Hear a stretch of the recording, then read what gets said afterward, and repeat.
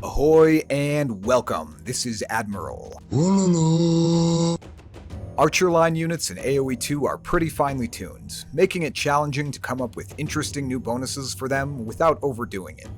Some bonuses that are sensible and balanced for infantry or cavalry, like the Burmese +1 infantry attack per age, or the Burgundians' access to a key cavalry upgrade an age earlier and at half price, would be incredibly overpowered if applied to archer units, and very difficult to balance even if paired with an otherwise crippling lack of upgrades.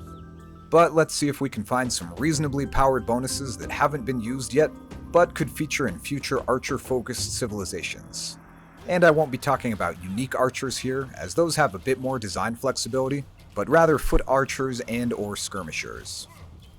Let's start off with one type of existing boost that could apply to archers, and indeed already does for cavalry archers after husbandry, or with the Cuman civilization bonus. Faster moving foot archers, either as a bonus or technology effect, is one of the most commonly suggested archer bonuses, and understandably so. A mild speed boost would help you avoid fights with enemy skirmishers, and allow you to kite enemy cavalry a little better, as well as making it easier to dodge mangonel shots. But I like the idea of keeping the effect size small in the early game.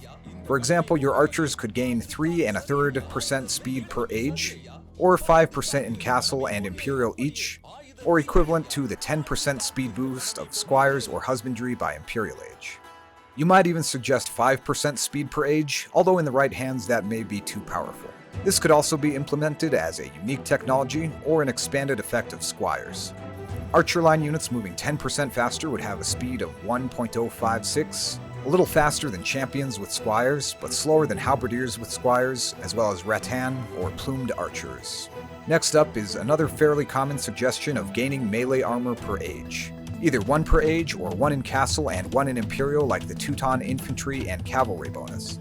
This doesn't help against enemy archers or skirmishers, of course, but in some cases would allow you to take 1 more hit against enemy melee units, and would even help very slightly against mangonels since they deal melee damage. Although depending on upgrades, this would not always make a difference. Now let's move on to the less common ideas.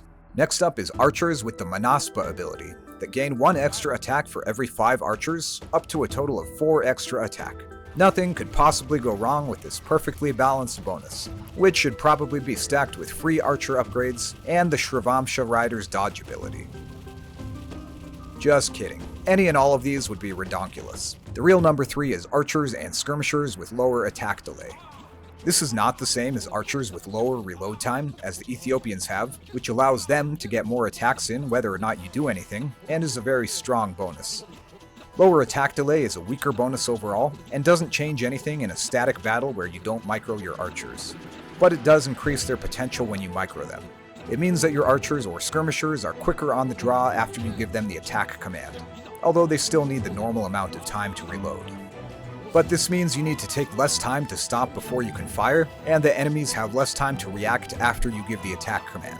This could be reasonably good if applied to archers, and especially skirmishers, and could be very strong on cavalry archers. One of the things that made Kipchaks so strong on their original release was an attack delay of 0, but on slower foot archers this has a more moderate effect. Second to last, we have archers and skirmishers that could be trained from towers in addition to ranges. Not only does this give you a little more flexibility in how you can train archers, but it gives you another reason to build otherwise questionable towers, especially if this civilization had some other mild tower bonus.